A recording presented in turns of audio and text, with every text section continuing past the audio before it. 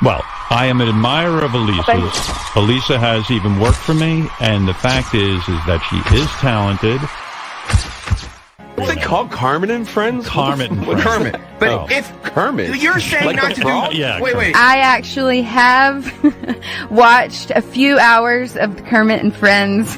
How many hours have you watched, Natalie? Oh, no. Probably indulged in 8 hours. Holy... My wife and I watched Benji's ex-girlfriends or whatever's going on. We watched this crazy podcast, and I have to say, this is one of the, probably in the top 5 things I think about right now. She has a podcast, but she gets to come on the radio. It is craziness upon craziness.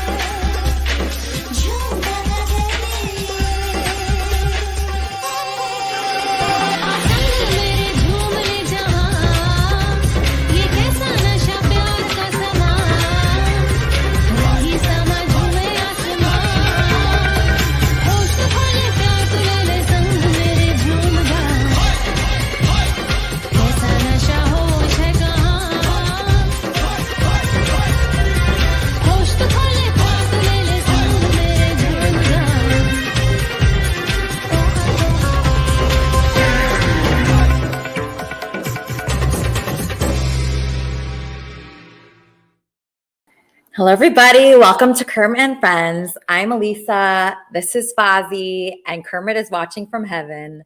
I'm very excited. Today, I just realized how blessed I am that anybody wants to be part of this at all.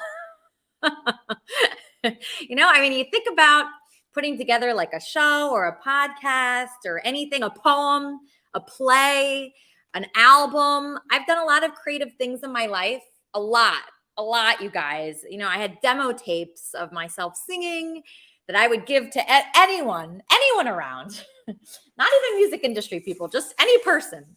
And nobody cared, right? Nobody cared at all. No one cared. And, I did that for years and years and years. I would stand in line at the hottest clubs in New York saying, if I just could get in there and get this demo tape to someone, maybe someone would notice me, they would help me, get somewhere, right?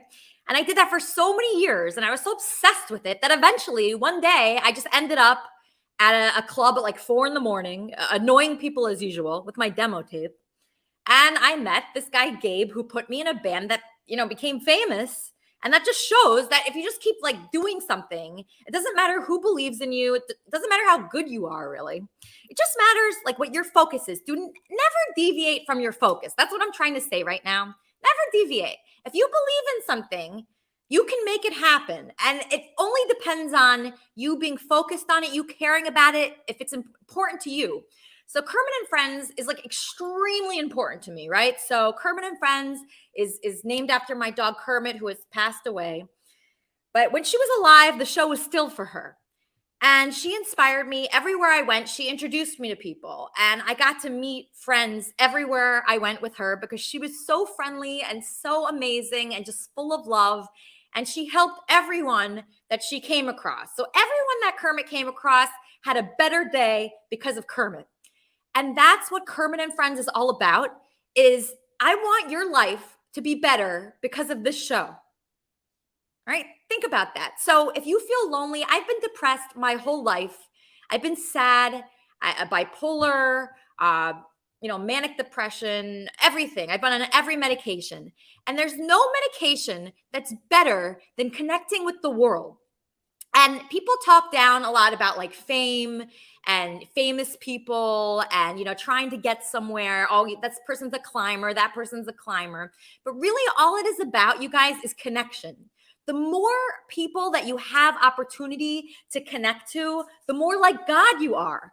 God is connected to all people.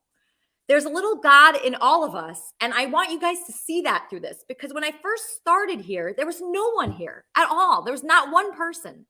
And that is in anything you do. If you write a book, if you write a song, if you're in a play, if you write a movie, if you're an actor, nobody gives a shit at first. But if you build it and you do not deviate your focus, it will come. And you'll have people rallying around you, helping.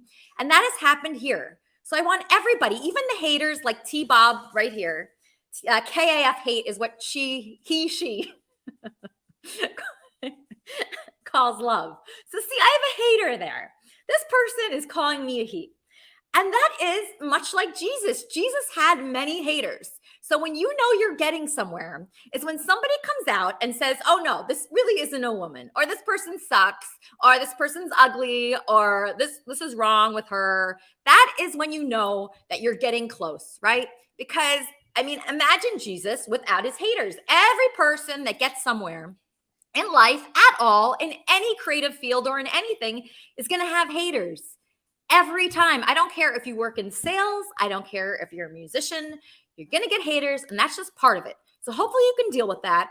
And when I say build it and they will come, that is absolutely the case. I had this guy, Zach, reach out to me, who is a publisher of famous authors. Okay. And he suggested a guest for today. That's going to be an incredible guest. I do not see this person yet, but he wrote this book that I have been reading called I Remember Jim Morrison Too. This is written by Jim Morrison's brother-in-law, who knew Jim Morrison extremely well. And he has facts that people do not know about the death of Jim Morrison, about the life of Jim Morrison. It's extremely fascinating.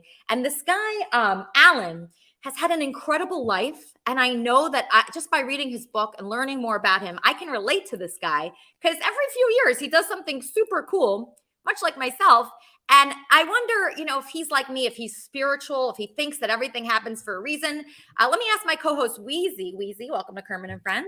Hello, thank you. I love what you were saying, by the way. It makes so much sense. Like, just keep doing something, and eventually consistency really pays off. Well, you inspired me, because when you came here, you named yourself potential co-host. I did. And it worked. It worked immediately. I couldn't even believe it. It was worth it. And I didn't even know where you came from at all. I really didn't. I you were just a stranger. I know. And you named yourself potential co-host. And I was like, all right, I don't have a co-host. So let me just put this guy on. So I put you on, and you have been like the greatest gift in my life. Oh, yeah. you. I mean, next to So my sweet. dogs. First my dogs, then you. But yeah, you've been unbelievable. And I even was inspired at my work. I named myself vice president of my company. I got a little plaque that says vice president, and everybody was kind of okay with that. And now I'm vice president because I was inspired by you. Oh. And there's something to that. Right. When you said potential co-host, was it a joke, or what was it? Well, remember, I came on panel because I had been watching for a while, and I saw that Kleenex was being a rascal. And so I came on, and I was generally concerned. I didn't really understand Kleenex yet. And then you guys invited me to the Discord, and that's just what I picked my name as, because it was I would love to be on that show. And it worked. It was within a week, I think I was the co-host. Yeah. Everybody loves you. Seriously, everybody. I mean, you are the most beloved person here by far. And I look forward to watching your wrap-up show. I look forward to seeing you on this show. I like to watch what you write in the Discord server. What's been going on in the Discord server recently? Well, I've been able to kind of just watch, and I haven't been involved in any drama this week, which is great, and I'm refreshing. But there's been a lot of Kenneth in there, and he's been not deviating his focus. He's been very focused. And then there's been some Geo shenanigans. It's fun. I mean, I encourage anybody to come in. Don't listen to T-Bob. T-Bob's lying about the Discord. It's actually really fun. Yeah, I mean, what you bring to the Kermit and Friends Discord, it has to do with you. You know, like Weezy has fun in there because he's a fun person. Like Bob brings like a lot of nonsense in there because he's a nonsense person. So it just highlights like who you are. So you'll meet friends from all over the world through the Discord server. So it comes highly recommended. We have a lot of people that want to be on the show today. Do you have any advice for me? Because I'm really nervous about this guy, Alan Graham, right now. No, just be yourself. I mean, you're awesome at this. That's why people flock to it. Just be yourself. And if you're a Doors fan or if you know anything about Jim Morrison, then it's just going to come naturally for you. Are you a fan? Yeah, I am actually. I'm kind of obsessed with the relation of like Jim Morrison, and his father was like a general in the army or something, like in the Navy, I think. And I'm just kind of interested in his backstory, and I would like to ask about that because he was a prolific musician, but there's so much else going on about him and his life, and so I'm curious to hear more about that. Yeah, I'm super curious about many things with him. You know, he had a lot of problems, and I've had experience with people like that recently. I was in court this week. I know. I went to court and Andy said it was going to be fun for me. And he's like, oh, it's like a big Broadway production. Everybody's so good looking. And that was true. But yeah, they were oddly good looking. All the lawyers and the judge was like a model. But besides that, it was really dark and I was sad. And there was like female accusers this time. And that was really hard to listen to, like female accusers. And then like the lawyers try to paint the accusers as like liars, that's tough. That like kind of it was like I was so sad during that. Yeah. And so that was a rough part of my week for sure. We'll go more into that. I was kind of surprised to see that you were willing to have Andy stay at your house again, and I was not surprised when you kicked him out in the middle of the night for him being a total rascal. So yeah. Okay, so let's see. Okay, hold on one second. Okay. All right, so we're like really full right now, so our guests can't get in. But I just Tall Dark, just hold on one second, sweetheart. You can come on later. We just want to get our guests in. So the reason why I kicked Andy out is because he was insulting my apartment. He was insulting my Kermit and Friends setup. He was insulting me. He hates Howard Stern. He couldn't shut the fuck up about Howard Stern. He's like obsessed. He thinks Howard Stern's like my like brother or something. Like he thinks that I am so close with Howard Stern. There's a whole conspiracy against him with Howard Stern and everybody from there. It's just ridiculous. So Andy had to be kicked out at like midnight. And thankfully his lawyer is so nice. He was willing to take him on. And he's lucky for that. He's really lucky for that because you've given Andy so many chances over and over again. And I've noticed one thing about him is he is on his best behavior when he's trying to win you over. And then as soon as he knows that he's comfortable, then he's on his worst behavior with you. And it's just not fair to you. Yeah. And then we went to Target and he says, oh, I'm going to buy you some stuff from Target. I say, wow, Andy, that's so nice. So we went to Target. He fills up a huge cart of things. Including a TV. And I'm like, oh, this is so generous, Andy. Thank you so much. So we get to the checkout and he doesn't have any money. Oh, no. He doesn't have $1. So I didn't realize that part. Yeah. So I'm like, Andy, please, like, I don't want to pay for, I don't want this stuff. I don't need it. And there was alcohol. I go, Andy, put the alcohol back. I wanted to try and help him. So I bought the TV. I bought everything in the cart except for the alcohol. He stole the alcohol. Stole. And I said, I can't believe he stole something when we just got out of court that day. He stole the alcohol and then he brought it to my place. I bought everything. I was so pissed that he, put me in that position. And it was really embarrassing because I go to that Target like every day and I know everyone there. Yeah. I don't know everyone there too well, but it was embarrassing. And then we get here and he's insulting me, saying I'm just like Howard Stern, like not in a good way, not in a complimentary way. And he was just being mean. I said, I'm very nervous about how I'm going to get up for work. He's a distraction. He's distracting me. I'm deviating from my focus. So I'm sorry, you got to go. Yeah. And plus when you were at work, you wouldn't have been able to even work. You would have been worried the whole entire time.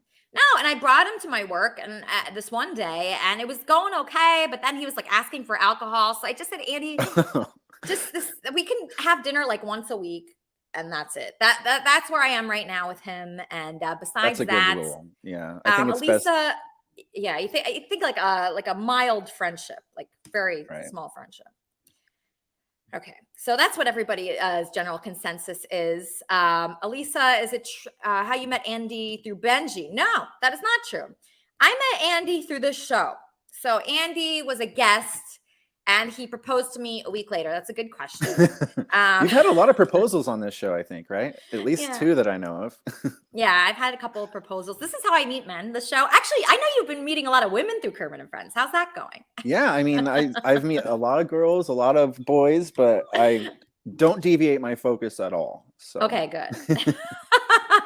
Well, I'm happy for you. The more people we know, the better it is for us. I just want to do a quick prayer with Jimmy the Christian. Jimmy, do you have a prayer for our show today? Yeah, well, the prayer is for Kleenex, as you know, and I wrote this, so I'm actually going to read it. You can bow your heads or not, but we're going to read this prayer for Kleenex. And based on his behavior from last week, we decided to write a prayer, especially for Kleenex. So here we go. You ready?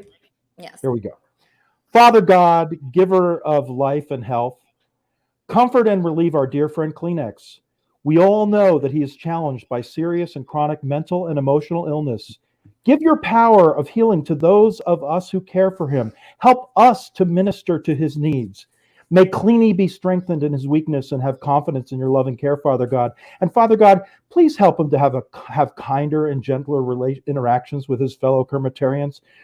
Reach out to him, lift his burdens, calm his anxiety, and quiet his fears. Surround him with your healing presence so that he may know that he is not alone. Help Kleenex experience nothing but peace and joy in his life. Help him to stay optimistic. Help him to grow and change into a new creation, Father God, that is in harmony with not only his fellow Kermitarians, but with everyone who's a part of his life, especially his patient, loyal, and kind wife, Ayumi.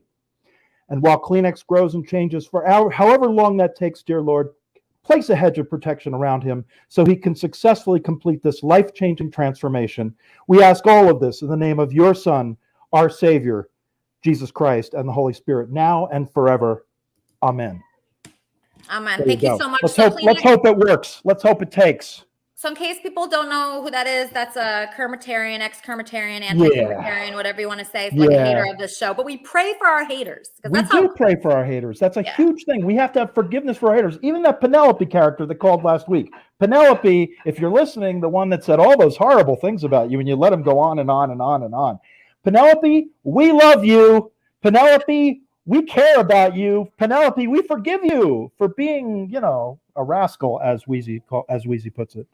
Penelope the rascal. Gonna take a call from Penelope again if Penelope calls again today? I just take any call. I don't know whose number it's going to be, so I just take any call usually. Well, thank you for letting me get that prayer in for our dear friend Chris Dick, a.k.a. Kleenex.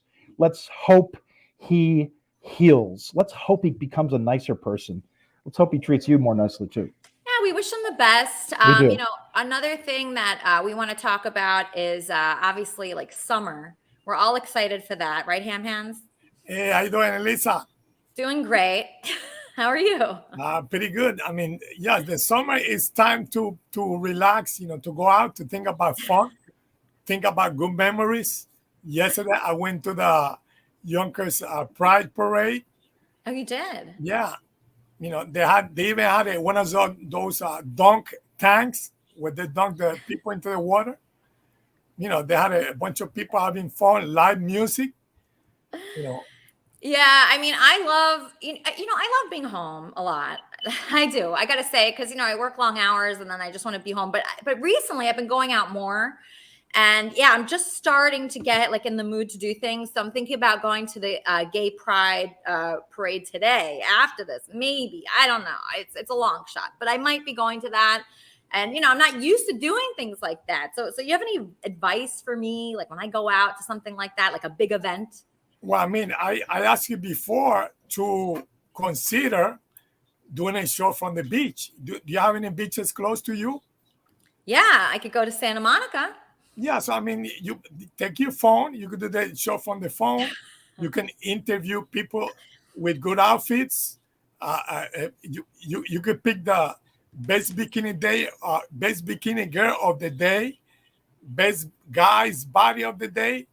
Interview a few people. Have your co-host, Wheezy, and, even guests, that way you give you a chance to show off one of your outfits, Well, okay, so should Wheezy be topless during this segment? Well, yeah, I mean, look at me. Today, I stay home to watch the Puerto Rican Day Parade because, I wanted to watch the parade. As you can see, I'm wearing one of my beach outfits. And, of course, I mean, the day you do the show from the beach, you can even change outfits, wear your pink bikini or something nice, or wear a mini skirt or a tank top, belly top. All right. I mean, I'll have to work out a little before I do that, or at least not eat for a couple days. But that is a possibility. I'd have to bring my whole setup. It would be very hard. But yeah, I could consider that. I mean, maybe we can do like a man on the street thing with somebody from here. We could like send Kenneth to like a nude beach and see if he could do interviews from there. I mean, there's a lot of possibilities with this show. But that would be man on the beach, right? Right, exactly. We could do a man on the beach. I love that. I love that idea. And it has to be a hot, warm day.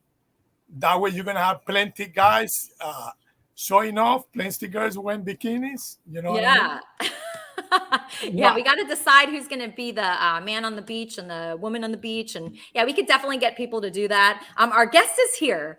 So I want you to think of questions for this person. This person is a very accomplished writer. So Ham Hands, this person has written 4 books. 4 books. Yes. Just think about that. It's hard to even read a book, but to write 4 books. Can you imagine? Wow. I mean, Wow. Howard Stern only wrote 2 books, right? Miss America and Private Parts. 2 books. Exactly. So this guy, Alan Graham, wrote more books than Howard Stern. Okay. Wow. He is very accomplished, but his life is super interesting. I mean, he's been involved with the Stallone family. He has been the brother-in-law to Jim Morrison. He's been involved with Larry Flint. He's done it all. This guy has had a cool life. This is a life that everybody should strive to have, a life of excitement, a life of fun. I mean, can you imagine the parties this guy has been invited to? So he's the brother of Jim Morrison? So he's the brother-in-law. So he was here. I'm going to explain to you what he is. Okay, so he's a published author from Liverpool, England. So after meeting Jim Morrison's sister named Anne in London and falling in love, the two got married and stayed together for 22 years. How the hell do you do that, by the way? I can't even date a guy 3 times. How do you do that? Yeah, my longest relationship has been 4 years. So the first 3 were perfect. The 4th was a little, Yeah, it goes downhill. It goes downhill after a few dates. But yes, how do you do that? How does he do that? He must be an expert at love as well as an author. So that's cool. So he's with her for 22 years. His book, I Remember Jim Morrison Too, remains the only Jim Morrison biography so far published to focus at length on Jim's life beyond just his 7 years of fame. He also served as an agent provocateur for porn publisher Larry Flint. Do you know who Larry Flint is? Yeah, from Penthouse. I think it's Hustler, but it's Hustler, very exciting. Yes. So he's had a great life. So just stand by 1 second, Ham Hands. Zach booked this guest. So Zach, I think you're in the running to be Kermitarian of the Week. Is there anything else you want to say about this guest before I bring him on? Well, he's a creative force in his own right. I usually refer to him in shorthand as Jim Morrison's brother-in-law to get right to the heart of things, but he'll make an interesting interview subject, I'm sure. And without further ado, Alan Graham. Great. Hey, Alan, welcome to Kermit and Friends. Let me get into count. First of all, let me say it's an honor to be on with Ham Hands. I'm blown away. I like the way he dresses. In fact, I think he's stolen some of my shit. But Ham Hands, you're kicking it, son. Keep it up. Yeah, Ham Hands is super cool. I hung out with him, and he parties all night long. He's a force. Let me tell you, that Ham Hands, he's a force. Yeah, it's a blessing. He actually texted me this morning to help co-host this show, and I just felt so happy about that. And I'm a huge fan of Ham Hands, as we all are. So I've been reading your book and hearing a lot about you, listening to podcasts about you. You're always involved in something cool. Tell me a little bit about your life like your early life, like your childhood?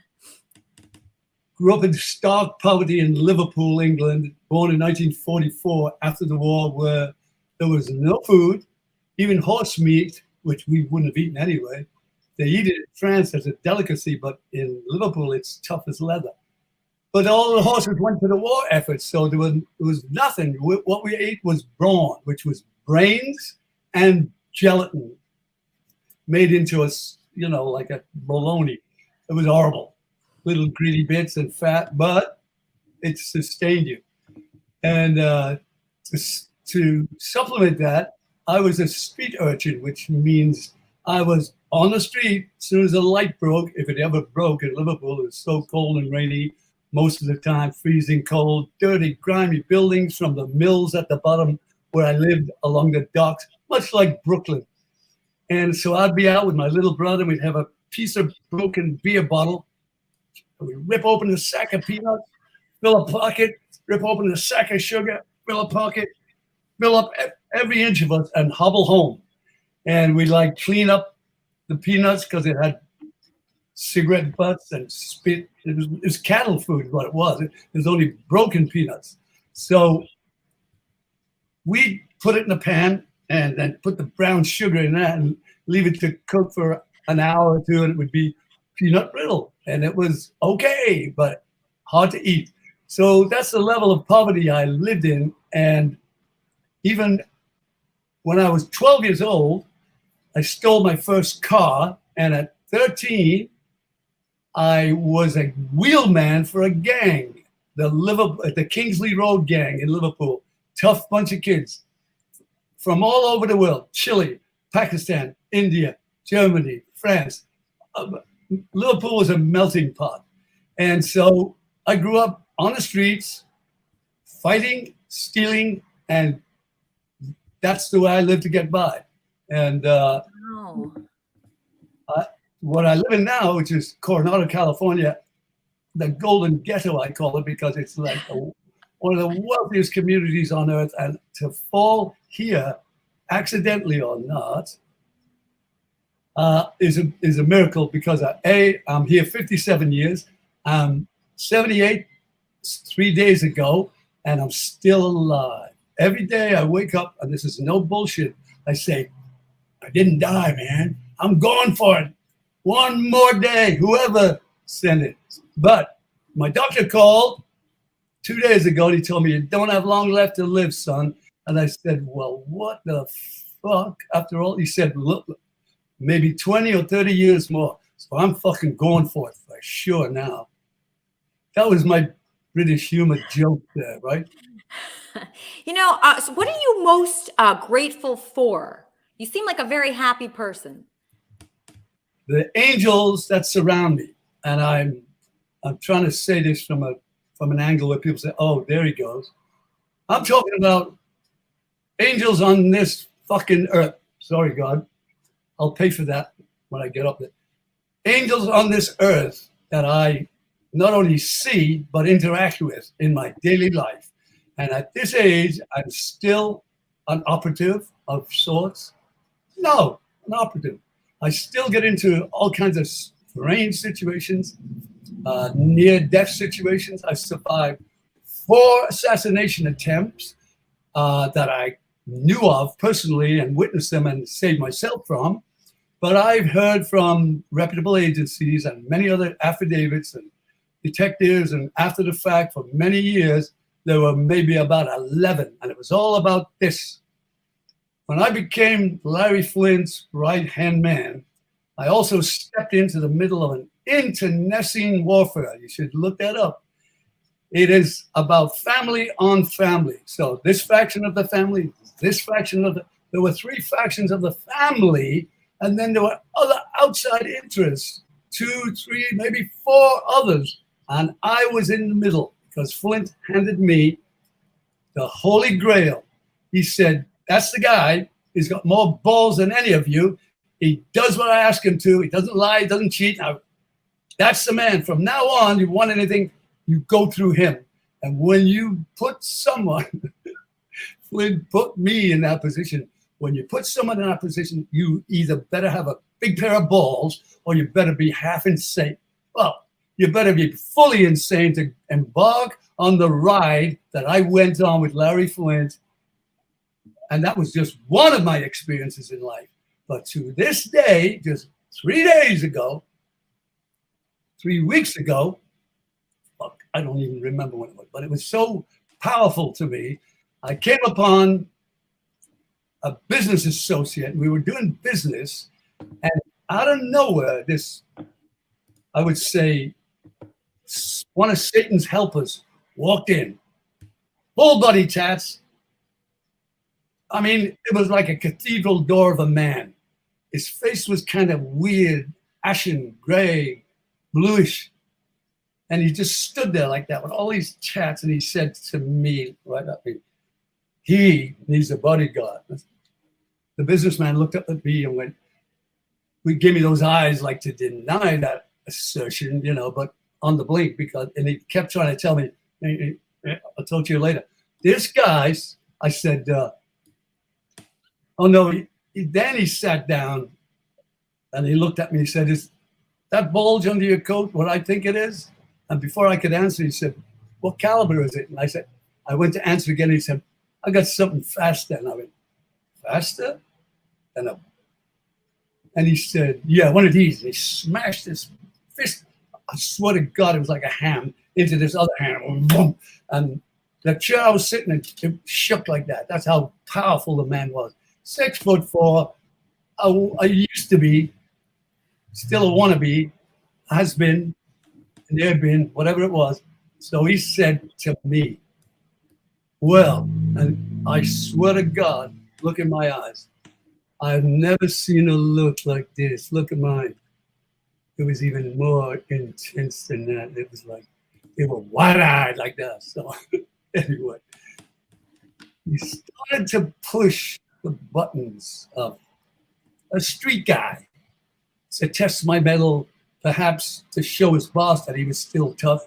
So I gave him my trick to prevent people like him from getting hurt. And I mean that in all sincerity. I'm not bragging, because I'm going to show you what I mean.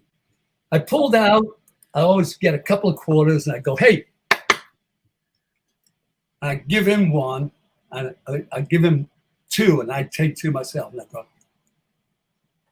cool, one there, one in there. And I do this. That side hurts too much. I'll do this one.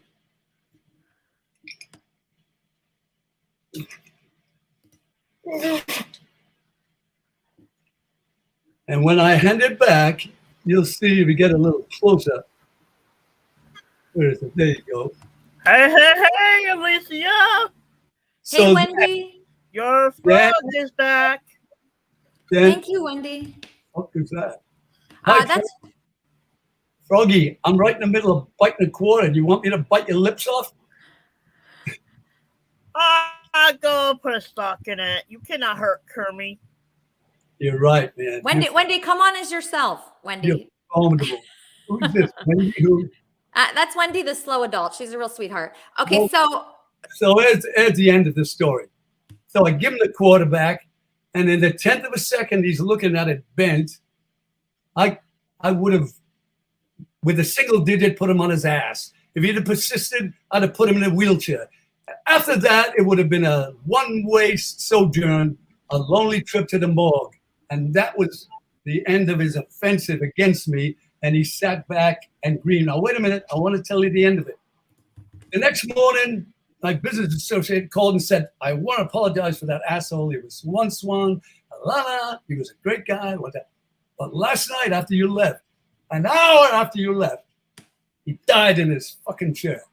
He overdosed on some cheap downers and some cheap booze, and he went into convulsions. So what I observed was what we call a muffling, a very slow blood circulation.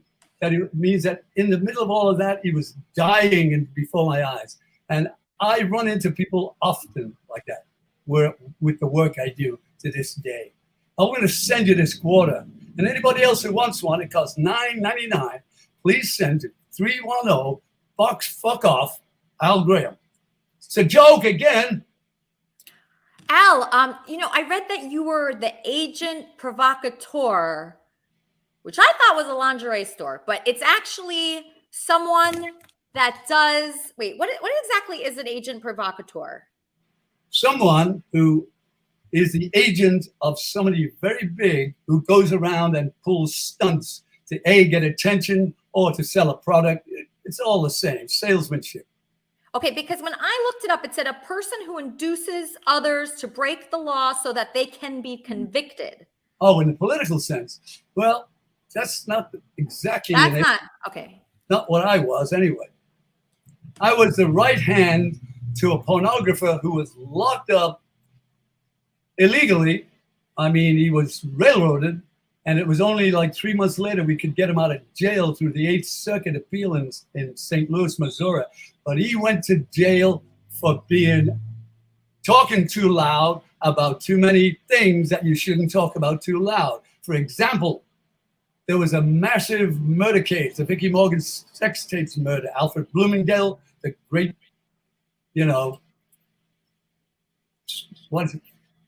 store owner. I don't know what he did, but he had a big Bloomingdale's, for Christ's sake, the department stores. He was involved in a kinky thing, and a girl, a hooker, and they got married. And anyway, the people who were involved in that were also part-time bodyguards of Flint's. And they're the ones who tried to kill me, and they're all doing life in San Quentin right now. Bill Mensa, Alex Marty, and Bob Lowe. And that was one aspect of what I did for Flint, which was to keep people like that from killing him, me, and anyone else around Flint who was helping Flint. And so my job then, and I'm still engaged, but not like I was to A, survive, and B, to take it to those bastards and neutralize them. And I did, and they didn't survive, and I am alive today. Wow, what an incredible life you've had. I mean, just unbelievable. Just one thing after another. Through your book, you really wanted to get out there the real thing that happened to Jim Morrison to end his life. There was no autopsy, according to my research, but you said there was. When I was listening to you on a podcast, was there an autopsy for Jim Morrison? A doctor, Max Visal, I believe his name was, came to the apartment and said on the death certificate, heart stopped. Duh.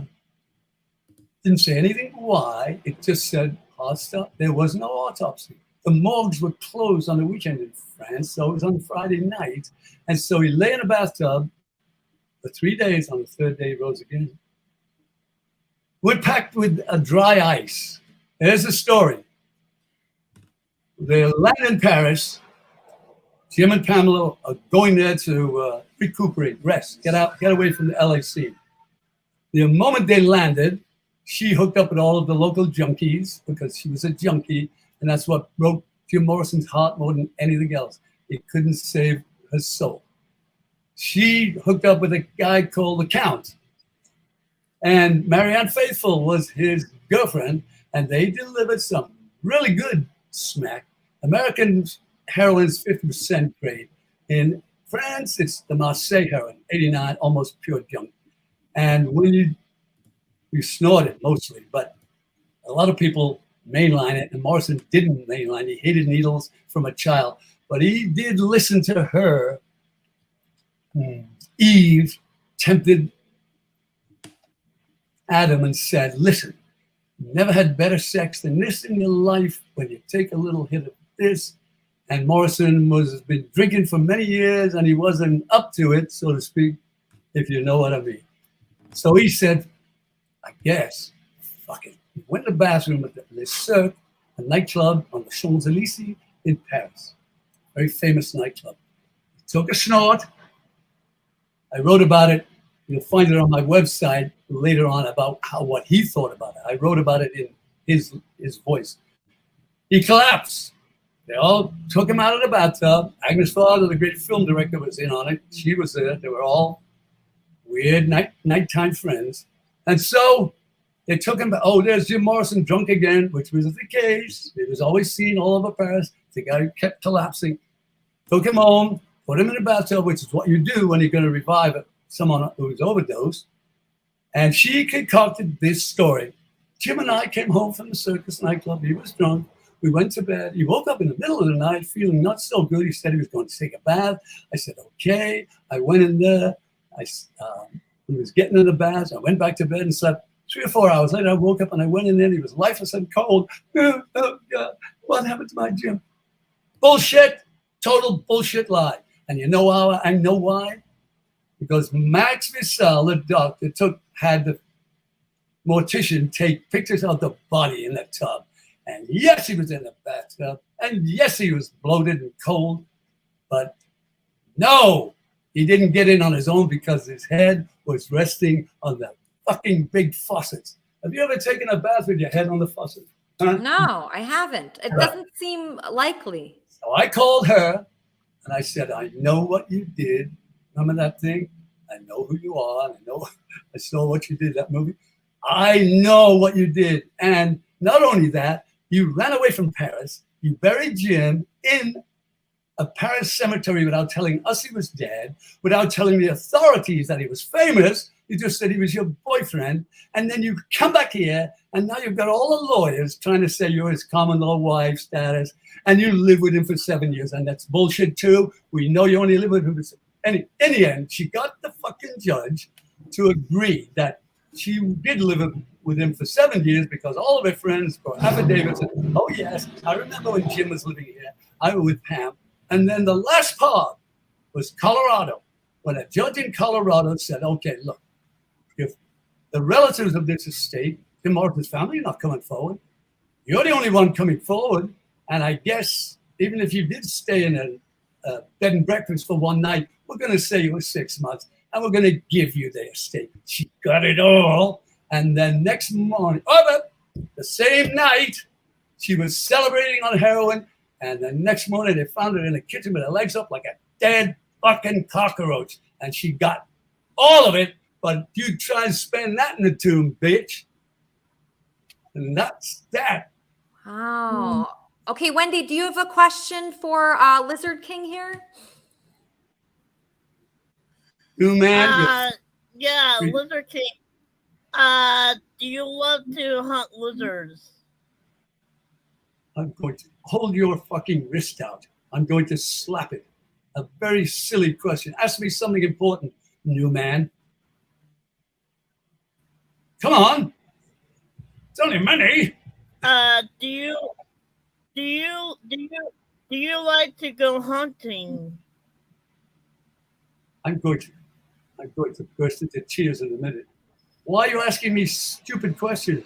A lot of people out there want to know about what happened to Jim Morrison. It ain't a stupid question. I'm just asking, do you like to go hunting? I'd love to hunt you down. The fuck? Come on, ask me something important. What the That was the question. Here, Wendy, why don't you ask him something about his book?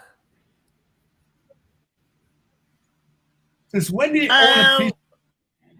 Do you like?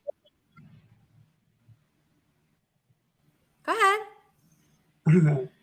What's the question again, Alicia? Why don't you ask him something about his book? He wrote a book. Oh, where can I get your book at? Amazon.com or IRememberJimMorrison.com or punch in Alan Graham in Google. Alan Graham, Jim Morrison. Punch him in. It all comes up. Great question, Wendy. Okay, let's take another question. Jimmy the Christian, you're on with Alan Graham. Alan Graham, fascinating listening to your stories. It's really you are very colorful, and we really appreciate you being here today. I've got a question about your time with Larry Flynt. Apparently, you called yourself Captain Pink during those days. You were Captain Pink, and I wondered if you could comment at all about your time with Larry. I know that people want to know about Jim Morrison too, but I'm more interested in your Captain Pink days with Larry Flynt and the presidential campaign. Okay, for further reading, punch in Google Captain Pink Alan Graham, Springfield, Missouri, and everything that I did as Captain Pink will come up. But I'll give you a brief synopsis. Flint got put in jail. And my job as his agent and right-hand man was to create havoc. 3-ring circus around the prison, around the Federal Correctional Medical Center with pimps, hookers, hitmen, real ones. Wow. Has-beens, will be, wanna be, every beat, busy bees, all kinds of bizarre shit. Althea Flint showed up with a bullseye contact lens in one eye, chartreuse hair, punk up shit through her nose. I mean, full on punk it. This was 83. And we went around our prison freezing fucking cold, yelling, "Free Larry Flint, you bastards!" And we created havoc. We had $2 million in cash, $2.5 million in cash. And we literally took over the Bible Belt, the buckle of the Bible Belt, Springfield, Missouri, Mr. Christian, as you well know. We took them on. We ingratiated ourselves with the federal prosecutor, with the FBI, all local FBI, with the marshal's office, with the judge's daughter, Nancy Applequist, with the warden's daughter, who joined us on the picket line and eventually ran away with me, and we planned to get married. And I was telling the world on live TV and in front page news, I'm divorcing Jim Morrison's sister, and I'm marrying the warden's daughter. And Larry Flint is in there, and we're going to picket the shit till the walls fall down like Jericho. And they came after me. I'm telling you, the warden threatened to get me 10 years. The warden's oldest son threatened to shoot me to fucking death, and his father sent him to another state. I stood my ground. I put an ad in the paper, said, "Bring it, bitches. I'm going to marry the warden's daughter, even if it gets me 10 years." And it was all off. They didn't. Go ahead. Well, I was just saying, you know, you can't argue with love. You can't help who you fall in love with. Oh, fuck. Wait a minute. You've got to add that at that time, I was engaged in Larry Flint's manic ride. And now that's another story. And my friend Zach, he's my biographer, he's written extensively about this manic ride, but that's a whole other story. But when you're in the state of a manic ride, you are not who you are. Let's put it that way. Another personality takes over, and you become not only fucking Superman, but Batman and Robin. You become Aquaman. Everything you imagine you can do, you do. And it's, listen to my favorite words, my favorite phrase. Zach knows it well. I can guarantee you with absolute certainty that I was invincible in my mind at that moment. And I think that meant that state of mind is what saved me from being murdered. That's how I kind of feel when I'm hosting the show. We're getting a caller. Kermit and Friends, how can I help you? Hi, Sugar. Hey, Sugar. I have a question. Hi, lovely to talk to you. I am a big fan of Danny Sugarman, the author of No One Here Gets Out Alive and Wonderland Avenue, which, of course, are books about his time with Jim Morrison. And I believe that he inherited a bunch of his things. I'd like to hear a little bit. Wait, Sugar, you're cutting out. What was the last part of that? No One Here Gets Out Alive and Wonderland Avenue by Danny Sugarman. Okay, so what are Alan's thoughts on that? Is that what you're asking? Yes.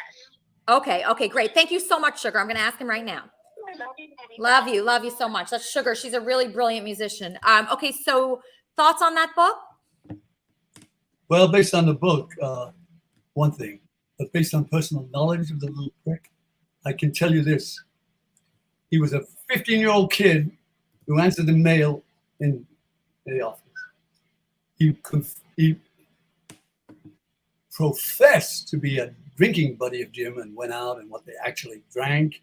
He had a double Singapore swing. Oof. Jim Morrison said to him, "You're not drinking tonight?" First of all, he would never been fucking allowed in any bar in California. without a full ID. And Jim Morrison would never have sat in the bar with that little prick and drank. He invented himself after Jim died and made himself out to be way more important. And anyone who's a fan of him does not know the true story, because Ray Manzarek actually was the one who put that little pimp up. And the real writer behind it was, well, several, staff writers, but Jerry Hopkins was the brains behind that book. And it was a piece of crap. Oliver Stone based this movie on it. It was mostly gossip, innuendo, and the real stuff that went on, you couldn't deny that. The physical things, the Miami thing and all of that, but even that was all bullshitted up. The truth is this: no one ever knew anything about the real Jim Morrison because he never told them a thing. He kept it all a secret up until the moment he was discovered by us that he was famous. He told everyone else he had never had any family, he had no connection. So whoever tells you the story that they know about Jim Morrison, including the kid who sat in the office and answered the fucking mail, is full of shit, because Morrison was tight-lipped. Anna, my wife, tight-lipped. Andy Morrison, tight-lipped. The Admiral, all of them. Tight-lipped, never spoke a word about until I wrote when the Admiral died, and that was my commitment. When they were alive, we would never speak. I started to speak, and I haven't shut the fuck up since, because I know the real story.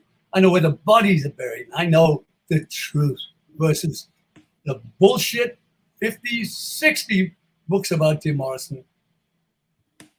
All bullshit, all rehashed, same old shit.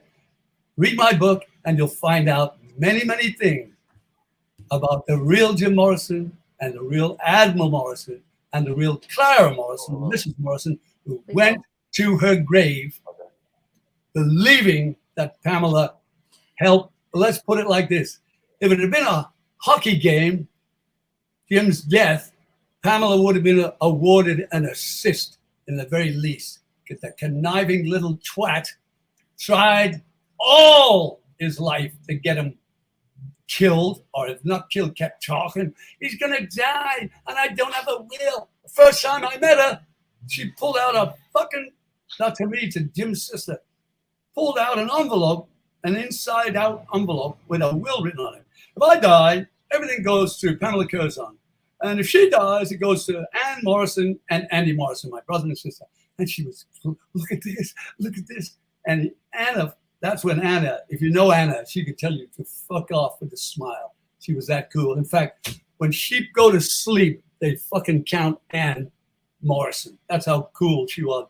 Intelligent, highly intelligent, super psychologist without portfolio, could read just as good as Jim. Brilliant. All the family were readers. Well, Clara, she read silly novels. She wasn't that bright. But the rest of them, all genius level. In fact, Jim Morrison's hatred, his father's hatred for Jim, it was because he knew he was smarter than his father. He had an IQ of about 160. He graduated from UCLA with a degree in cinema and fine arts. He was top of the fucking class. His professor told me there was no other like him. Francis Coppola came through there, Carol Ballard, and a host of other directors came through that film school. There was none like Jim Morrison. So Jim Morrison said, Dad, I don't want to go to Vietnam.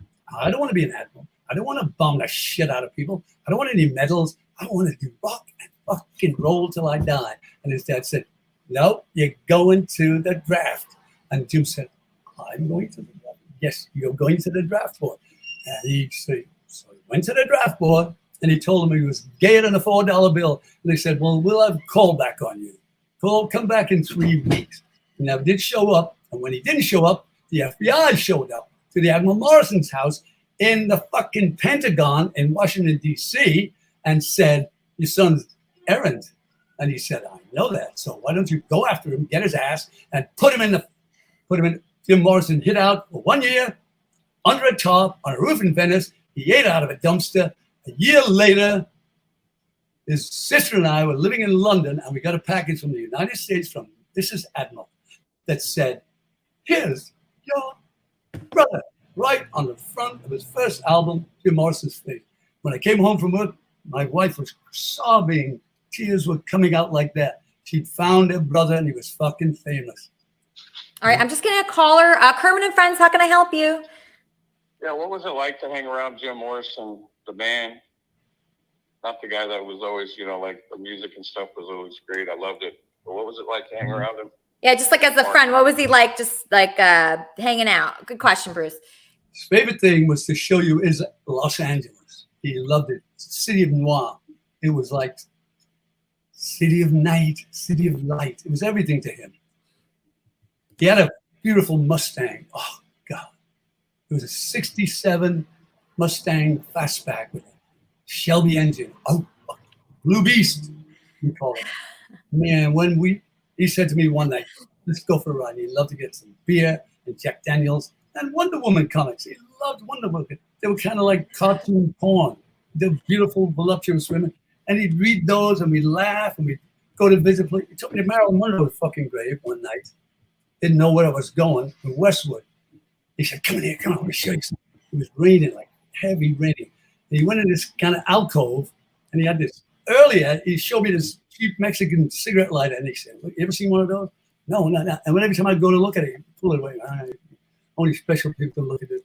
It was a piece of cheap fucking flippo. And so anyway, I crawled across these, reached down in the wet, gravestones on the floor, people buried, and then all these tombs around. And he said, come in here, come in here. And he lit that shitty, cheap cigarette lighter. And he said, come look at that. And he put it close up. Fuck, Marilyn Monroe, 1926, 1962, or whatever the fuck it was. I shit my pants. I went, look at the bastards done to me. And those are the kind of things he loved to do. Play pranks on your ass. One time he said, It sounds fun. let's go in this bar with a big old stone building on Sunset Boulevard. And it was so fucking weird, like bleach or whatever. And me and Andy.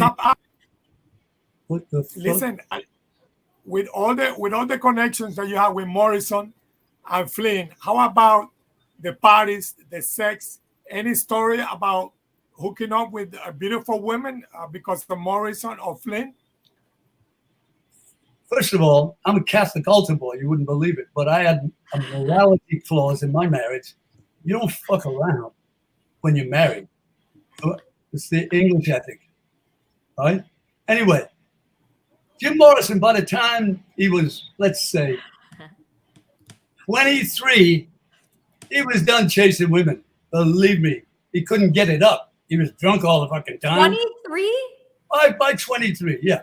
I would say, hey, by 24, 25, 26, the last 2 years, he was walking dead man. He had a pickle liver. He told me, I woke up one morning and I just started seeing all these spirits. I told the assistant, she said, yeah, Jack Daniels, Johnny fucking Walker, and Jim Beam.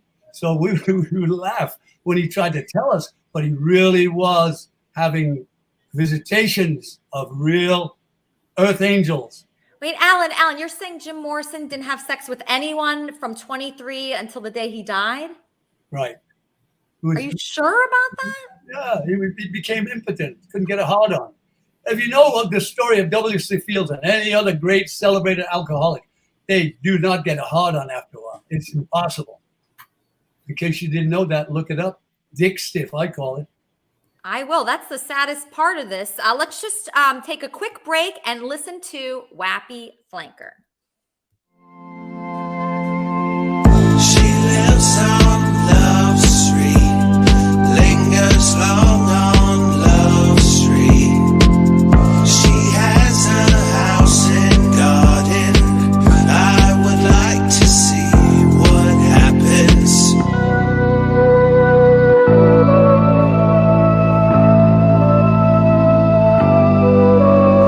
She has rose and she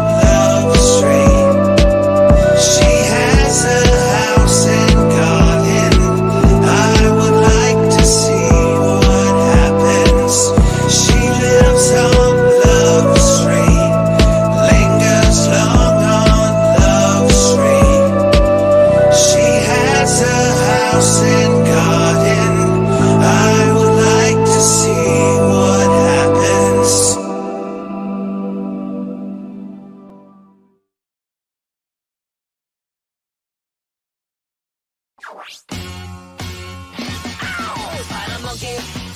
Yeah, yeah, yeah, spider monkey. Spider monkey. Yeah, yeah, yeah, spider monkey.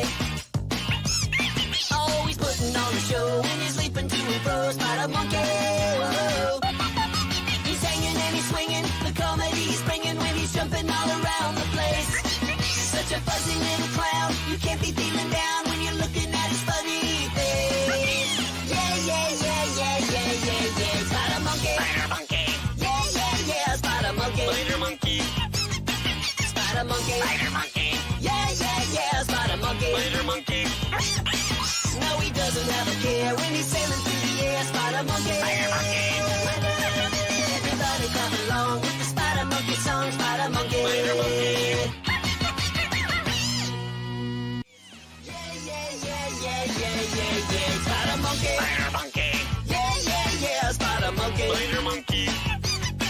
Spider monkey. Spider monkey. Yeah, yeah, yeah, spider monkey. Spider monkey. No, he doesn't have a care when he's sailing. Hey, Charmin. Hi, how are you? Good, good. What do you think of Alan so far? He's another writer like you. I love him. I'd like to hear more stories about being an agent provocateur. That's interesting to me. Yeah, I was so curious about that. I didn't really understand completely what it meant, but it seemed like he put himself in harm's way for Larry Flint. Yeah, and he gave us one story. Does he have a bunch of stories? What else can he tell us? What other examples of being an agent provocateur do you have, especially in association with his presidential campaign? Well, let's get the name right. Agent provocateur, as she correctly points out, is someone who bullshits other people into creating riots, or getting them to commit a crime to discredit them. Actually, mine was to survive, because I told you when I landed in the maelstrom in the middle of this insane behavior from all of these people, all focused on getting the money. And it was a vast estate. I think it died in the 260 million. And they were all arguing a piece about which piece they were all going to get. And they all ended up fucking themselves out of it, because he gave them nothing. And he gave me the power. In fact, he gave me the power of attorney one day. And I employed, a friend of mine, you might know his name, Irv Rubin, the leader of the Jewish Defense League, a militant lunatic, right? I mean, he was a member of the KEK party in Israel, and Mayor Kahana was murdered, the leader of it, in New York City. And Irv Rubin and his friends became my backup when we went to deliver the papers to take over the estate to Jimmy Flint in the Hustler offices in Los Angeles. And there was a near shootout. And, well, let's say Irv survived that one. But later on, his own friends, which happens when thieves fall out, turned on him, turned him in. He got life in it. And the other guy was with him. They bombed some people in LA, Nazis or Arabs, Palestinians, and they got caught. And Irv Rubin, in the end, jumped off the top floor of the federal penitentiary and bashed his own skull to death. The other one was bashed to death with a brick by an extreme right-wing guy. So, God gets you, or somebody else will. Right. I believe that too. Kenneth, you're on with Alan, the accomplished author. He's worn so many hats. Yes. What is your question? I heard something in the private chat that I was wanting to get your thoughts on. The topic, Angel's Flight. Yeah, my pride and joy. Angel's Flight is a place in Los Angeles, a vernacular railway. And 120 years ago, people used to take it up Bunker Hill when it was a terrible slum. And it was a great way of getting up these huge, like 300 feet high, the next street. So Jim, when I came here, I said, when we were driving around doing that fun, and I asked him, can you take me to Angel's Flight? And he went, what do you know about Angel's Flight? I said, I've seen it in every noir movie, man. All the gangster movies. It's always featured in it. He said, "Wow, cool. My favorite place. Come on, I'll take it." Took me downtown. So he said, "There it is." We got out. It was raining like cats and dogs, and there was a big hole in the ground where they just 1 year earlier had taken it out, and maybe they were going to fix it up and put it back some years later. Well, they did about 15 years ago. They fixed it all up to its most beautiful thing. And I've been going up there to promote my book and everything, and I saw it looking kind of like homeless with graffitied all the steps. Looked like shit. So I went, took it over, get in touch with the general manager and local councilman, and now it's my project to revitalize it. So go look at Angel's Flight and see what it is. And I do a lot of Jim Morrison stuff up there now. I do a lot of podcasts and I do a lot of live, updates on what I'm doing. So you can go to YouTube, or you can go to just look Alan Graham and Angel's Flight. Okay, great. Yeah, And then very what is your main message that you're passionate about getting out there? Why are you so committed to getting out the truth with Jim Morrison? Is that your main goal here? Albert Goldman, the famous biographer, he wrote John Lennon's last biography, not biography, an expose. And it was a piece of crap. He got the diaries from his manservant who stole the diaries before John Lennon died. And he stole them for like $800,000 to Albert Goldman. And he wrote a book based on those diaries of John Lennon's own words. Pretty powerful shit. And then the manservant wrote what he saw, observed, and there's always been throughout history, and I'm one of them, that was right there observing and can tell you the honest truth. And that, believe it or not, that manservant could. Goldman had a blockbuster with that movie, with that book, and a whole bunch of others because he was a renowned rock guru. So he and I got together and we started working on the definitive biography of Jim Morrison. And is being Jim Morrison's brother-in-law profitable? Oh, yeah. Well, what do you imagine? If you're an entrepreneur, but if you sit around saying, "I'm Jim Morrison's brother-in-law," and money's not coming to you, darling, you better get your ass out there and work every day. However, let me finish this story with Albert Goldman. He's a famous author. He started trying to tell me how Jim Morrison was. He said, I know that, but we've got to give what the publisher wants. And that's when I found out you've got to lie through your fucking teeth. You got to make it up if it's going to be anything real. And I vowed never, ever to make it up. And so I told Goldman, you know what? Shove your money up your... and not only that, I'm going to sue the shit out of you to say anything like he wanted to say. Was Jim fucking his sister? Was there something between his mother? Anyway, broke my heart because I was onto a big contract with that prick, and we'd have made a lot of money if he'd have written a nice book. It was called The Definitive Biography of Jim Morrison. Guess what? On my last words to him, I said, "Listen, I'll fucking not only stop you," and he said, "over my dead body." I said, joyfully, I'll fucking take that bet. A year later, he died. And I say, good riddance, because the bastard was about to do what all of them do, and that's bullshit the public for lies and money. If you write it in milquetoast, or you don't know, they'll say, "Oh, well, I want the spice. I want the..." What is that?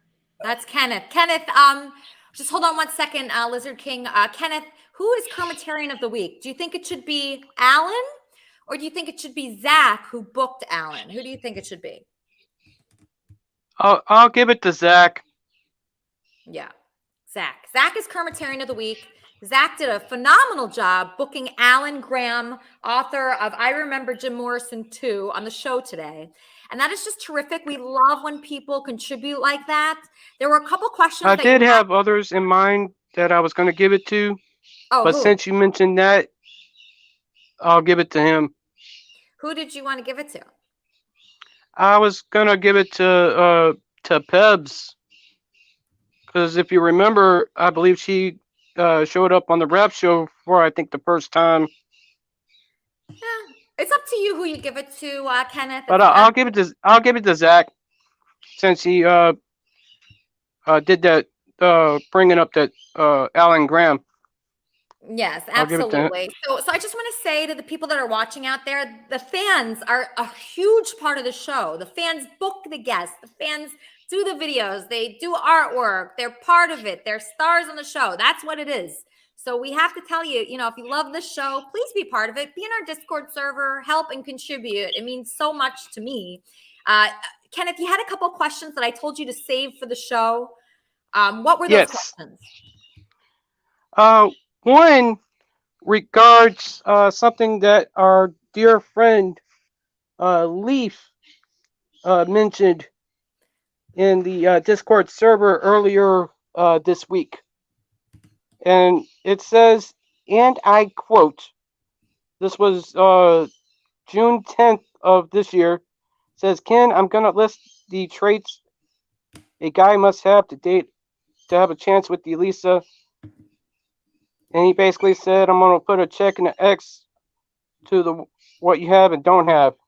He said, handsome, funny, helps with KAF, cries a lot, uninterested in sex, neglectful, and verbally insulting. He said that I don't have the qualities that that one would need to be able to date you. And secondly, I know you've already answered this question to me, but I'm asking it for the others that may not know. Explain about the emoji that you made, that you had Tony make. I mean, you understand what I'm referring to? Well, I just want to cover the first thing. All right, first of all, Ken, please turn your phone off. Please. I'm sorry. It's going on outside. Oh, okay. Because I hear a lot of buzzing. Okay. It was going on outside. Oh, okay. So you said that somebody posted like things that they think I'm looking for in a guy. It was Leaf that posted it in the Discord server. Okay, so what were those things? Handsome, funny, helps out with KAF, cries a lot, uninterested in sex, neglectful, verbally insulting. And he put a check on handsome, funny, helps with KAF, and cries a lot. And he put an X on uninterested in sex, neglectful, verbally insulting. So I don't think that's true. The last part. I don't like people that are verbally insulting. I don't know why he would say that, but I don't know why he'd say that. So if people say things to you, that's their opinion, right? So when I say things, it's my opinion. So like if I tell you something about like Alan or anyone here, it's always going to be my opinion. That's how I feel. Like Leaf King is saying, I'm engaged to Andy Dick. Yeah, but he's like a million things besides what you just wrote. So, just don't go by what other people say. If you are asking me what kind of guy that I like, I date strictly Kermitarians. That's it. So if they're not a Kermitarian, and what is a Kermitarian? What is a Kermitarian? A Kermitarian is someone that loves people, that wants people's lives to be better, that contributes, that sees Kermit and Friends in the right way, that sees it as a place to grow, to be creative, to connect. And if they don't understand Kermit and Friends, that person is not for me. So Andy Dick, like I look at him as a Kermitarian. He showed up every week for almost a year. He understood my humor. When we walk down the street, he talks to everyone. He talks to people that are homeless. He talks to drug dealers. He talks to every person. That to me is extremely Kermitarian. So Andy is insulting. That's why he's not here right now. He does insult me. He's not here. But a majority of him is Kermitarian just because he doesn't discredit people for being like poor or not cool or unattractive. He includes everybody. He's very inclusive. So for that reason, Andy is Kermitarian-esque. I don't know who else like Leaf King was referring to, but I know he views Andy as like not being Kermitarian, but to me he is. And that's my opinion. Now, So we date people based on our opinions. Like you're Kermitarian, Wheezy's Kermitarian, Ham Hands Bill, Kermitarian, Wappy Flanker, Kermitarian. All these people are Kermitarian. Those are the types of people that I am suggesting for women to go after. Like, why would you want to date someone that does not love all people? Why would you want to date someone that doesn't like to contribute to something in a godlike way? That is who people should go after. These other things that we're told to like are just bullshit. Everything else is bullshit. If you're not Kermitarian, you're bullshit. I'm sorry. I'm sorry. Also, there was a rumor that was going around in the Playboy. Let me rephrase. It was going around in the Discord server earlier this week that you did some Playboy. Is there any truth to that? Ken, I'm just going to bring on Johnny B to sing a song by Jim Morrison. I didn't know that was going to come across. Hey, Kermit and friends, I'm a Kermitarian in the old school. And shout out to the Man Cave people. Y'all know who you are. Gonzo, Meat Truck, Mike, Leah, Ava.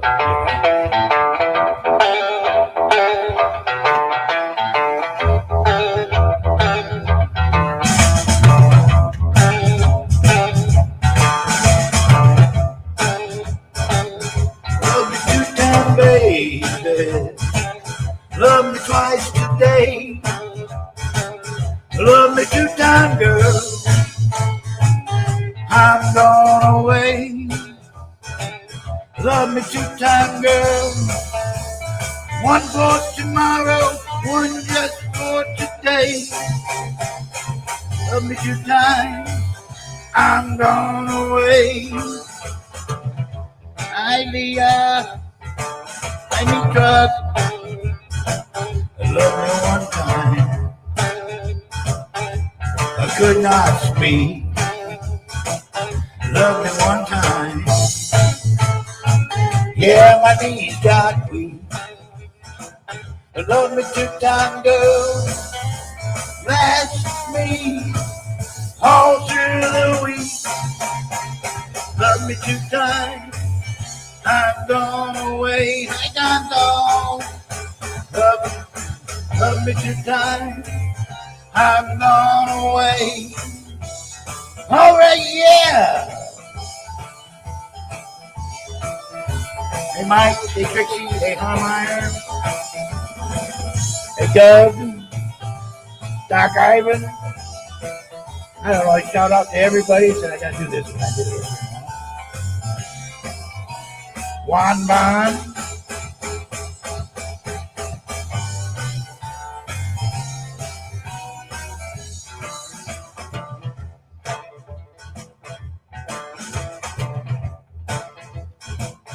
Love me one time. I could not speak. Love me one time, babe. Yeah, my knees got weak. Love me two-time, girl. Last me all through the week. Love me two-time. I'm gone away. Love me two-time, babe. Love me twice today. Love me two-time, babe.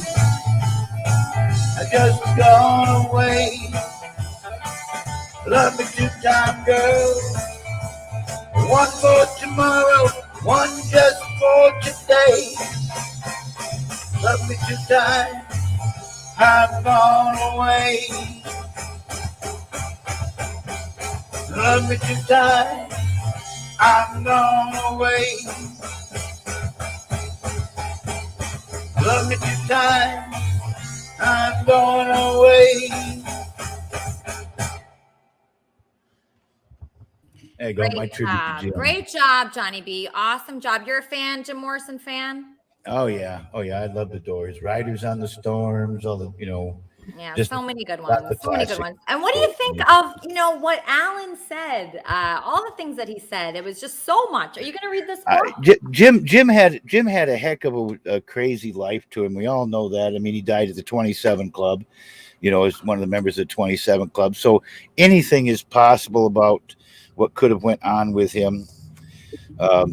We lost him too early. There's no question about that.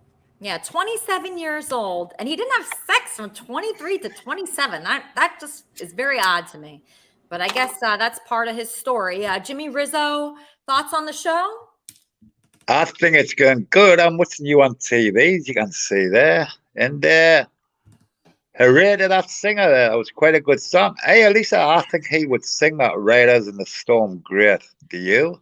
Oh, By yeah. the way there, Lisa, I didn't know you were in Playboy. You never told me that. Listen, it was a long time ago, Jimmy. It was a very long time ago. I've done a lot of things. I've done crazier things than that. Hey, People Lisa, don't ask. Lisa, I thought you were only joking. I thought, what's his name was only joking about that. I didn't know you were in Playboy, but hey, why not? Why not? Exactly. Why not? Do everything. Anyway, Do everything. Lisa, Yeah. I've got something to admit to you. You were in Playgirl? I'm secretly stalking you now, and I'm outside your door. I flew over to America and become a stalker. I don't know why. Maybe I got the idea from somebody else. Maybe. Now, that's a subtle hint, isn't it? I don't wish to see any more because that's naughty. Anyway, what do you think about what's going on in Dallas at the moment with the drag queen sort of march that's going on? And guess who showed up? Antifa. So I don't really care about drag. I'm going to the gay pride parade with my friend Elaine today, so I'm fine with it. I know people are very upset about drag queens and things like that. I don't really care about it doesn't bother me at all. So it's hard. Does it bother you? Everybody's human being at the end of the day, and we can be who we wish to be within reason. I would say that's a good explanation there, coming from Professor Rizzo. And by the way there, Sherman, you're looking as lovely as ever, darling. And if I lived in the United States, I think you would get divorced and marry me. You know why? Because I'm better looking than Kenneth. Isn't that correct, Sherman, darling? Yes, yes. Yeah, I'm sure Sherman likes you. We really appreciate you here. Obviously, there's a lot going on. Yeah, I'm going to this gay pride parade today, and hopefully it'll be fun. I hope it is. You never know. But yeah, so I'm going to... Antifa don't turn up because, I mean, I've just been watching them there in Dallas, right? I mean, they look pathetic.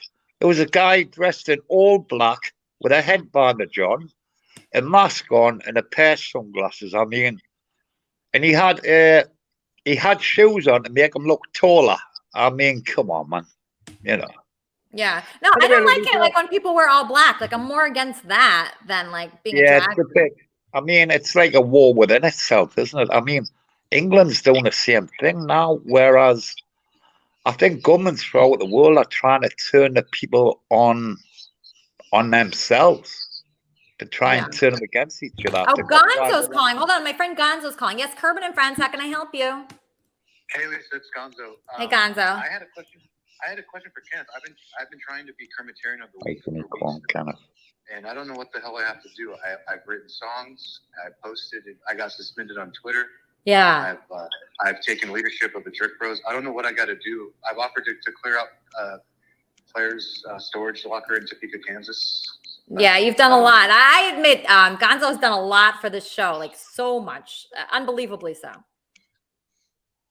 Thank you, Gonzo. That's a good nomination. You can nominate yourself. That's fine. Gonzo nominated himself for Kermitarian of the Week. How do you feel about that, Kenneth? I would have considered Gonzo I definitely would have considered Gonzo anyway. Okay, great. So he'll be in the running too. I think Miss Elisa, what? I do have a couple of people that I want to address in the chat. Who? There was a couple of people disrespecting me, calling me ugly. Who was that?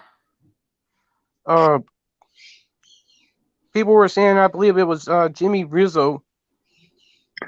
By the way, I'm not in the chat room, Kenneth. I'm only on the mobile phone, okay? And I'm watching on TV. So stop being a faggot, Kenneth. I didn't say anything of the sort, okay? Kenneth? Okay, sorry. I'm not in the chat room. So why would you say such a thing when I'm not even in the chat room, Kenneth? I'm sorry, Jimmy. I thought it was you. Why would you make something like that up? I You think don't. you just said it like a minute ago, Jimmy. Pardon? Didn't you just say it a minute ago about Charmin and Kenneth and? Yeah, I didn't say Also, Kenneth was ugly. Though. I didn't say anything like that. Also, Broncos 63 was saying it too. By the way, there, Kenneth, I fancy you. I'm gay, really. Would you like to come? Listen, who cares what people say, Kenneth? You just ignore those people. If people are talking badly about you, just focus on the good people. There's going to be a lot of naysayers. Always remember that. There's going to be a lot of naysayers, but most people will be nice. And if I said anything to upset you in any way, I humbly apologize. I am not upset by anything. You are amazing. That's why you're Kermitarian of the Year. Everybody should read our Kermit and Friends newsletter. And if anybody give me a moment, I will. You asked me to read it. Give me just a moment. Sure. I Okay. will, So Kenneth is going to read us the Kermit and Friends newsletter, which everybody should be checking out in our Kermit and Friends Discord server. Okay, so that's how you can keep in touch with all the shows and all the people from the shows, and you can bring guests like Zach did, and you could just really keep in touch and make friends and promote your own show. You could do your own show from this, and it's just a fantastic environment for everybody to really thrive. Kleenex, I did not shit on you. I didn't even mention you today. So that's wrong. See, people will say things that are just wrong. All right, go ahead, Kenneth. Says Elisa Jordana attended court with Andy Dick on Wednesday. Elisa called it the most depressing experience of her life as she watched multiple accusers detail the alleged sexual assaults that took place between them and Andy. Convinced of Andy's innocence, Elisa felt bad for him and decided to let Andy stay with her that night. Unfortunately, once again, Andy's welcome was short-lived due to his alcoholism and belligerence. Elisa called Andy's lawyer to pick him up in the middle of the night, and he obliged. How does Elisa feel about Andy right now? What exactly happened in the courtroom? Will Elisa attend future court appearances to support Andy? What did Andy do to upset Elisa Ken, do that you live night? on a farm? Excuse me, Ken, do you live on a farm? I have some birds in the living room right now, Oh, but my door is closed. I was just curious because I heard some roosters. All right, so on the wrap-up show today, Weezy, what are we going to be discussing on the wrap-up show? What do you Well, think? we have what a guest today. I mean, I could do the whole wrap-up show about him. He was so interesting. I loved him actually. Oh, really? Oh, good. And then we need to talk about Kenneth, and I hope Kenneth comes on because it's been quite a week of ups and downs for him. So I'd just like to calm him down every once in a while.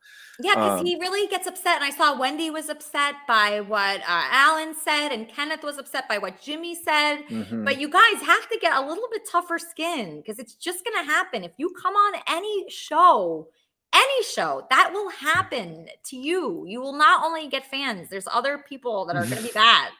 Yeah, and it's a sign for Kenneth. He's getting so popular so fast that of course he's going to have haters, but he only focuses on the haters, not the people that are giving him props.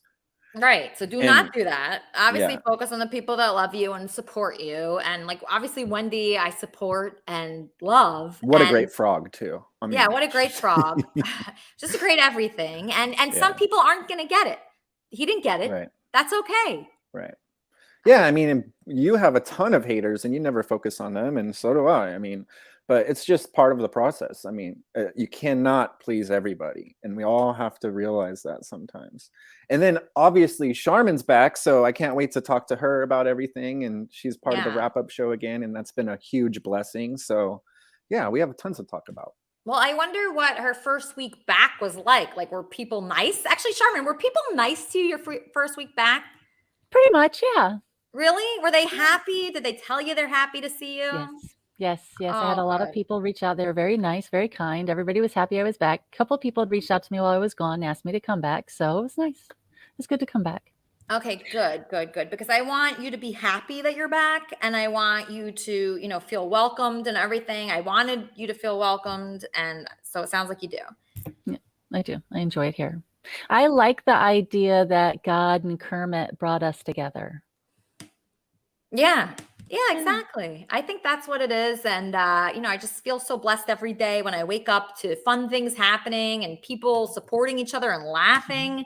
I mean, that's what this is about. Just like making our days better. That's what this is. It's very simple. So people try to like overcomplicate things and try to make things crazy. Oh, I just got the link for the wrap-up show. So everybody needs to subscribe to this. You need to subscribe to Wheezy. He's the KAF wrap-up show that's on directly after this show with Charmin here. You're going to be hosting that? I'm going to be there, absolutely. Okay, perfect. Okay, so Charmin will be there with Wheezy, and whoever else wants to join, if you add us on the Kermit and Friends Discord server, then you can join the wrap-up show and talk about all of this. How great is that? And then now we have the top 10 what, Ham Hands? What are we ending the show with? Top 10 something. Well, no, the thing is, on Memorial Day, I went to a beach in Queens called Beach 97, which is 9701 Shorefront Boulevard in Queens. And the thing is, this summer, they're going to have 57 days of live music, DJs, groups, all in one summer, 57 days in this summer. So anybody in New York can go to Beach 97 in Queens. What about you? Any beach events coming up this summer in your area? Well, I can go to the beach anytime because I live very close by the beach. So yeah, I love going to the beach. There's some hotels that I stay out there, and I love to have a drink on the beach. It's like my favorite thing to do. So yeah, I'm gonna be there. You'll be at the beach. I'll be at the beach. We're gonna have a great summer. We're gonna have a Kermit and Friends summer, and we're gonna make so many friends, and we're gonna have love interest. Do you have a love interest, Ham Hands? Well, I have some friends. The last time I went on a date was right before the pandemic, and I have some friends I'm talking to. Yeah, girls. I like to keep things safe. So wherever I get to go out in the near future, I'll make sure that things are safe. When you're talking about COVID, when you're talking about ACD tests, to be safe. Because it doesn't mean because everything's going back to normal, it doesn't mean that everybody's going to go crazy and do stuff. It's good to hang out, but you have to be safe regardless of who you're going to hang out with, because whatever's going on with that person is not going to show off on their face. You know what I mean? And so people don't even know that they might have something, Okay, well, all right. So you're saying, so you have some women that you're dating now? Like when you go to the beach, do you have someone to invite? No. I mean, what I'm saying is I have some friends that I talk to.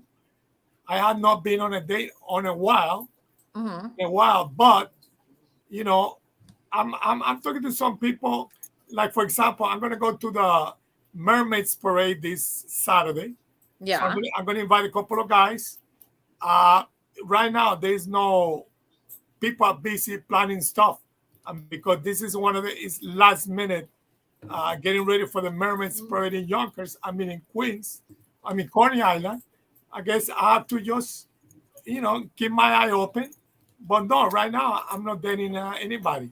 Okay, so you're single. Me too. I'm single too. So hopefully people will reach out to us through Kermit and Friends to date us. Wouldn't that be nice, Ham Hands, if people would message us and say, do you want to go on a date?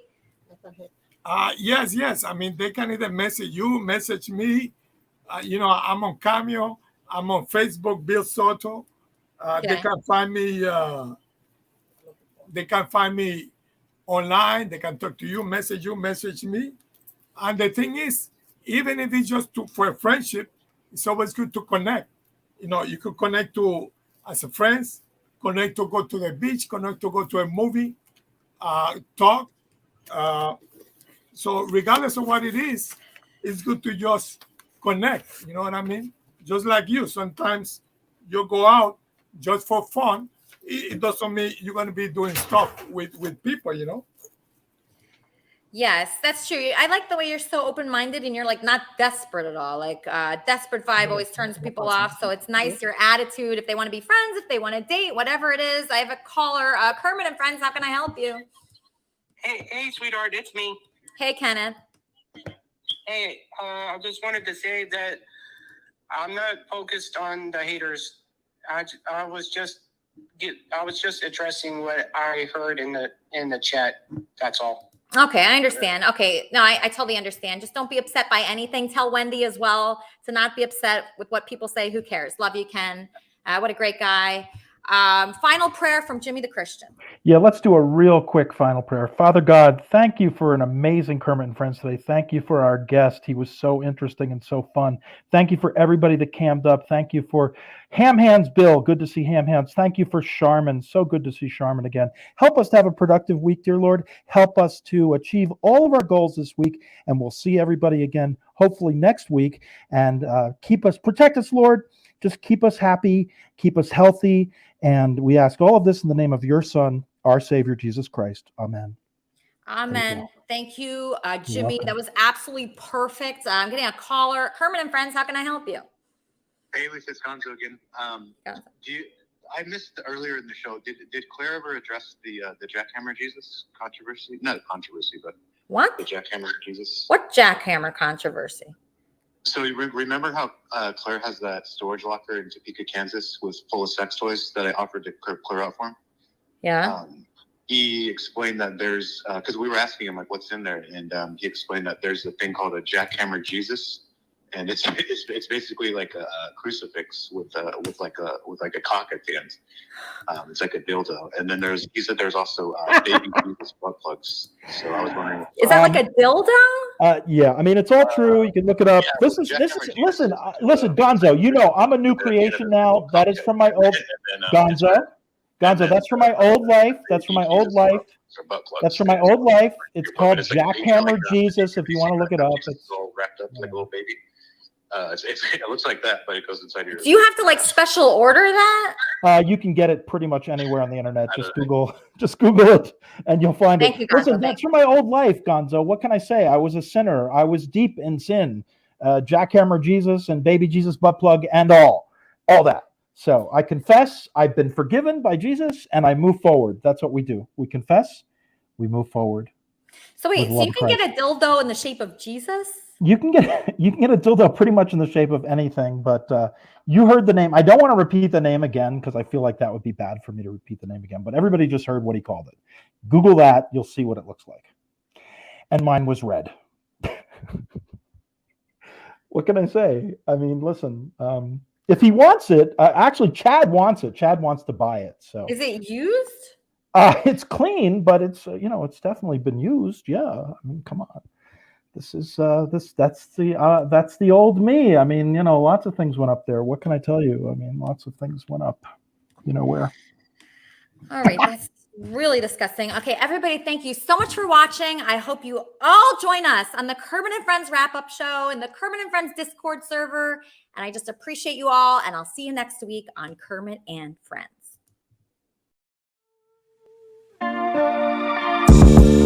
I've been spending time underwater, and I can't see the light from here. I've been blind for all this time,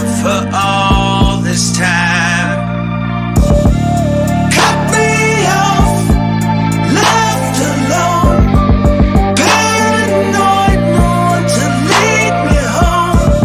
Scared to death, I'm at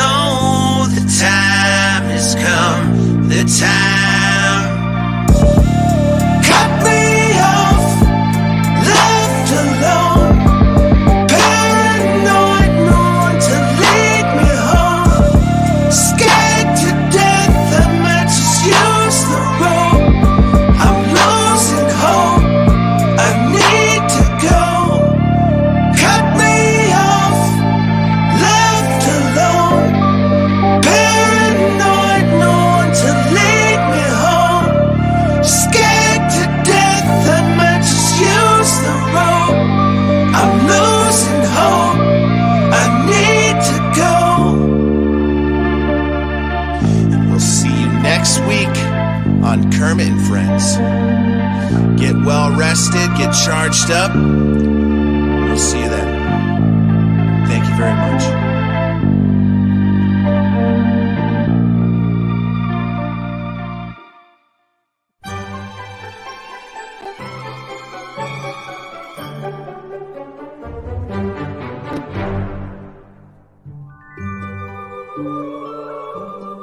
Thank you.